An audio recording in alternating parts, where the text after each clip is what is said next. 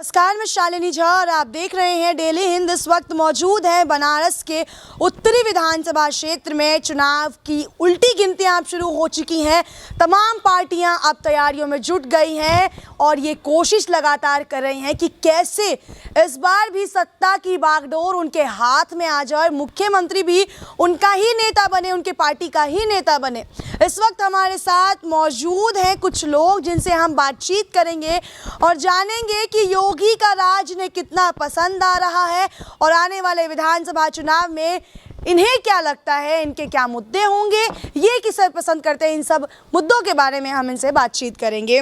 योगी को 5 साल तो पूरे होने वाले हैं। वाराणसी भी उत्तर प्रदेश में मोदी का गढ़ कहा जाता है। आप कैसे देख रहे हैं? देखिए, 5 साल तो पूरे हो ही गए। कोई भी सरकार जब बनेगी तो उसको 5 साल पूरा करना होता है, लेकिन सबसे बड़ा बात ये होती है कि 5 साल में उस सरकार ने आम जन के लिए किया क्या।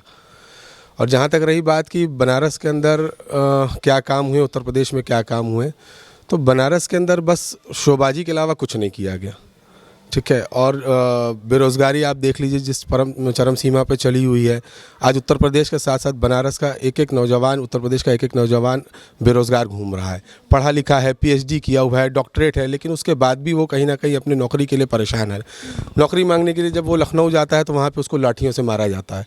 तो कहीं ना कहीं नौजवान जो है वो पूरे बदलाव के नज़रिए से आने वाले विधानसभा चुनाव को देख रहा है और एक अच्छा बदलाव यूपी विधानसभा में होने जा रहा है। तो आप कह रहे हैं कि जो यहाँ की जनता है वो बदलाव देख रही है, लेकिन यहाँ की जनता कह रही है कि हम योगी मोदी के काम से खुश हैं।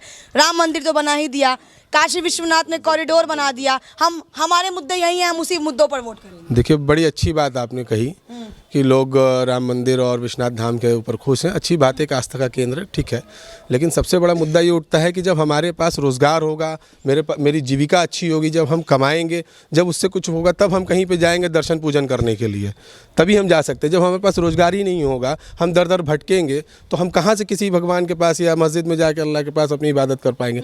भगवान अल्लाह हर जगह है, कड़कड़ में है, हम अपने घर में भी कर सकते हैं, लेकिन रोज़गार होना बहुत ज़रूरी है आज के दौर में। लेकिन वो तो कहते हैं 4.5 लाख युवाओं को रोजगार दिया है। हम भी चुनावी दौर कवर कर रहे हैं, हमने भी देखा है कि बड़े बड़े पोस्टर्स लगे हैं। फ़र्क साफ है, पिछली की सरकारों में ये था, अब में ये है, तो फ़र्क साफ है। वो तो जनता को यही दिखा रहे हैं कि हमने खूब विकास किया और कहीं ना कहीं लग भी रहा है कि विकास हुआ है। योगी, सही बात है, फ़र्क एकदम साफ है, क्योंकि जिस तरीके से ये सरकार सिर्फ विज्ञापनों पे चली है, सिर्फ बड़े बड़े पोस्टर्स में, होर्डिंग पे, न्यूज़पेपर में जो विज्ञापन आ रहे हैं, इनसे ये पूछिए कि पैसा आ कहाँ से रहा है। क्या ये पैसे का इस्तेमाल सरकार नौजवानों को नौकरी देने में नहीं कर सकती है, महंगाई को कम करने में नहीं कर सकती है, पेट्रोल को कम करने में नहीं लग सकती है?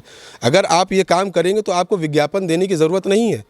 आप कहीं ना कहीं अपनी चीज़ों को, विज्ञापन तो विपक्ष पार्टियां भी करती हैं, केवल भाजपा ही थोड़ी विज्ञापन कर रही है। नहीं, आप फ़र्क देखिए, फ़र्क बिल्कुल साफ है। जो इनका ऐड चल रहा है, फ़र्क साफ है, तो फ़र्क एकदम साफ है। पहले की सरकारें विज्ञापन जो, क्या फ़र्क यही है कि ये सिर्फ और सिर्फ विज्ञापन पे और शोबाजी में सरकारें चली है, ठीक है। इनके पास कोई मुद्दा नहीं है। जिस मुद्दे पे आमजन परेशान है, महंगाई का मुद्दा, बेरोज़गारी का मुद्दा, पेट्रोल महंगा। आज सिलेंडर आप किसी घर में उठा के देख लीजिए, औसतन हर घर में 2 सिलेंडर महीने में लग जाते हैं। एक सिलेंडर आपको 1000 रुपये के आसपास का मिल रहा है। पेट्रोल आप देख लीजिए, अगर कोई एक आदमी अपने फील्ड वर्क काम करने वाला आदमी, तो पर डे उसका 150 से 200 रुपये पेट्रोल जल जाना है। तो ये सारी चीज़ें मुद्दा बनने वाली हैं। ये मुद्दों पे मतलब जनता जो है बदलाव, बिल्कुल इसी मुद्दे पे चुनाव होगा। जनता बहुत होशियार है, चाहे हिंदू हो, मुसलमान हो, सिख हो, ईसाई हो।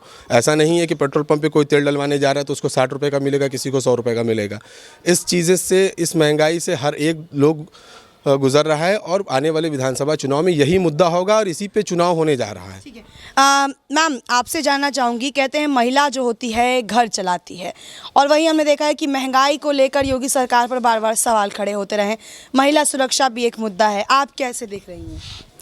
बिल्कुल, महिला एक घर चलाती है और उसको एक घर चलाने का वो होता है, अंदाज़ होता है कि हमने महीने में हमने कितने में, पहले दौर में हमने ख़रीदी की, और महीना हमारा, जो बहुत से लोग हैं जहाँ बिज़नेस होता है तो वहाँ भी लिमिट में ख़र्चा होता है, जहाँ सर्विस होती है, जॉब होता है, तो वो भी 1 महीने का राशन जमा करके ही अपना गृहस्थी चलाती है। तो वो फ़र्क तो है। जहाँ आपको तेल 200 रुपये kg मिलने लगा, सिलेंडर आपको 1000 के आसपास मिलने लगा, और बहुत सी चीज़ें हैं जो महंगी हो। जब पेट्रोल महंगा होगा तो सारी चीज़ें महंगी होगी, तो वो तो महिलाओं के किचन पे ही असर आता है। तो उसको लेके महिलाओं में भी है। सुरक्षा की जहाँ तक बात है, अब भी बहुत से क्षेत्रों में जाके आई हैं, देखिए वहाँ पर कैसी कैसी बातें हुई। उन्नाव का केस देख लीजिए, हाथरस का केस देख लीजिए, और इन तरीके के तमाम केस, दिल्ली में भी बहुत से केस हुए हैं। तो ये सारी चीज़ें तो आगे आती ही है। अब देखना यही है कि इस चुनाव में किसको क्या होता है। लेकिन तो महिला पब्लिक का फैसला जो होगा वो बिल्कुल जनता का जो फैसला होगा। लेकिन ये जो महिला सुरक्षा की बात है, जो बार बार कहीं ना कहीं उठती हुई नजर आती है। प्रधानमंत्री आए थे उत्तर प्रदेश, उन्होंने अपने संबोधन में कहा कि अगर पूरे भारत में कहीं महिलाएं सुरक्षित है तो वो है उत्तर प्रदेश। उत्तर प्रदेश की महिलाएं सबसे सुरक्षित है। जी बिल्कुल सही है, इसीलिए हाथरस की बेटी के साथ इतनी बड़ी घटना हो गई। उसके परिवार के लोगों को उसके अस्थियां नहीं देने दी गई, ठीक है। तो ये खोखले वादे हैं। और जहाँ तक रही बात, महिलाएं अभी गई थी लखनऊ में ही अपने हक की लड़ाई, और लेकिन उनको लाठियों से पीटा गया। तो किस महिला सुरक्षा की बात करते हैं? ये पूरे झूठे और खोखले वादे हैं। तो खोखले वादे मतलब एक भी वादा नहीं।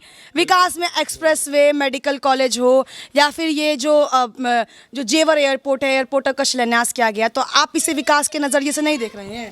भाई आप ये बता दीजिए कि बनारस प्रधानमंत्री जी का क्षेत्र है, इसके अंदर कौन सा नया मेडिकल कॉलेज आया, कौन से नया हॉस्पिटल खुला, कौन सी नई यूनिवर्सिटी बनी? प्रधानमंत्री इससे मजबूत सांसद बनारस को और कोई नहीं मिल सकता है। रही बात, उन्होंने जो विकास किया वो घाट पे किया, घाट पे रंगीन लाइटें लगा दी गई, तो उससे विकास नहीं होता। यहाँ का युवा, बनारस में सड़कें बनी, उसका क्या? कहाँ सड़कें बनी है बताइए? नहीं बनी है। कहाँ बने बताइए? अच्छा, पहले की सरकार बनी है। जो भी सरकार बनेगी वो विकास भी करेगा और ज़मीनी मुद्दों को भी देखेगा। इसको नहीं देखना है। लेकिन जहाँ नौजवान आज बेरोजगार है वो ज़रूरी मुद्दा है। अच्छा, तो भाजपा लेकिन हर बार हर मुद्दे पर बात करती है। ये कुछ मुद्दे हैं जैसे सुरक्षा हो गया या फिर बेरोजगारी पर, भाजपा का कोई भी नेता सामने आकर इस बात को एक बार क्लियर क्यों नहीं करता है? क्योंकि हमने तो नहीं देखा है कि रोज़गार पर बात की जाती है, क्योंकि वो खुद ही कहते हैं 4.5 लाख युवाओं को रोज़गार दे दिया। कुछ वक्त था जहाँ कोरोना था तो वहाँ रोज़गार की कमी रह गई। देखिए 4.5 लाख युवाओं की बात वो करते हैं, ये प्रधानमंत्री का क्षेत्र है, तो उस हिसाब से तो मैं आपसे ये कहूँगा, आप बनारस में घूमिए और 450 युवाओं से पूछिए कि उनको प्रधानमंत्री ने अगर उनके रोज़गार दिया है तो उसका कोई सर्टिफिकेट है तो वो दिखा दें। 4.5 लाख रोज़गार तो बहुत दूर की बात होगी। आप 450 युवाओं से बनारस में पूछिए, आप पूरे प्रदेश की बात छोड़ दीजिए, सिर्फ यहाँ पूछिए कि उनको कितना रोज़गार मिला है। हमने भी जैसा कि कहा हमने आपको कि हमने भी दौरा किया है, हमने भी लोगों से बातचीत की है।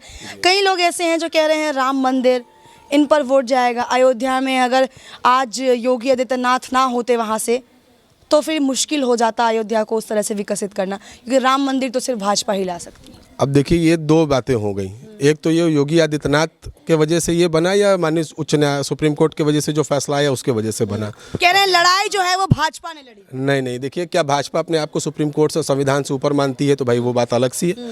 हिंदुस्तान का हर एक नागरिक अपने आप को, जो भी सुप्रीम कोर्ट का फैसला होगा, संविधान के दायरे में जो भी होगा, सब कुछ उसको मानता है। क्या भाजपा उसके ऊपर मानती है अपने आप को? और रही बात योगी आदित्यनाथ की, तो अभी तक तो उनको खुद ही वो चुनाव लड़ना चाह रहे थे, अयोध्या से उनको भेज दिया गया गोरखपुर। तो पहले उनकी तो खुद के डिसीजन नहीं है कि वो कहाँ खड़े हैं। तो क्या लग रहा है, कहीं डर तो नहीं था कि अयोध्या और मथुरा में हार ना जाए इसलिए वापस गोरखपुर आ गए? देखिए अब वो बनारस लड़ लें, गोरखपुर लड़ लें, अयोध्या लड़ लें, चाहे जहाँ लड़ लें, उनको कहीं की भी पब्लिक इस बात पे उनको सवाल करेगी कि आपने 5 साल में रोजगारों को नौकरी कितनी दी, बिजली का बिल आप देख लीजिए कितना महंगा है, किसानों के साथ क्या व्यवहार। वो तो कह रहे हैं बिजली मुफ्त कर देंगे। मुफ्त कर देंगे, मुफ्त कर देंगे, मतलब चुनावी जुमला। देखिए मुफ्त कर देंगे, चुनावी जुमला है मैम, कह रही है चुनावी जुमला, मतलब जनता को अपनी तरफ आकर्षित करने के लिए। अभी तक बहुत से घर ऐसे हैं जहां हम भी जाते हैं, वहां लोग रह नहीं रहे और वहां पर बिल आ रहे हैं। तो कैसे बिल आ रहे भाई? अब मैं मेरे घर की बात बता दूं, मेरे घर के मीटर में भी एक हफ्ता पहले 1,64,000 का बिल बताया गया, जबकि मेरे घर के मीटर पे 2700 रुपये का बिल था। तो सोचिए कि ये गरीब के साथ क्या होता होगा। जिस धांधलेबाजी जो है वो पूरी तरह से चल रही है। प्राइवेटाइजेशन करने जा रहे हैं, हर चीज का निजीकरण कर रहे हैं। अच्छा, निजीकरण आपको नहीं लगता सही है? क्योंकि भाजपा तो कहती है जो निजीकरण है वो तो कांग्रेस ही लेके आया। नहीं, निजीकरण एकदम सही नहीं है। निजीकरण होने से जिसको रोजगार मिला भी है वो भी चला जाएगा, और उनको प्राइवेट में मिल पाएगा कि नहीं ये तो निश्चित नहीं है। तो निजी रोजगार आपके हिसाब से सही लगता है? सवाल है आप तीनों के लिए, एक एक करके जवाब दीजिए। योगी मोदी जो है एक बड़ा चेहरा माना जाता है, क्या लग रहा है इतने बड़े चेहरे को कोई एक नेता इस बार उन्हीं के गढ़ में हरा पाएगा? नहीं, इंदिरा जी भी बहुत बड़ी चेहरा मानी जाती थी, तो मोदी आए ना, तो मोदी आकाश से नहीं है, मोदी भी जा सकते हैं। अच्छा, आप बताइए क्या लग रहा है, हरा पाएंगे? बड़ा चेहरा माने जा रहे हैं। जनता से बड़ा तो चेहरा नहीं है। जनता जनार्दन जिसको ताज पहना दे, जिसको ज़मीन पे ला दे। अगर अपने आप को मानते हैं योगी मोदी कि हम जनता से बड़ा हमारा चेहरा है, तो एक अलग बात है। तो मैम क्या लग रहा है, योगी मोदी को हराना इस बार आसान होगा?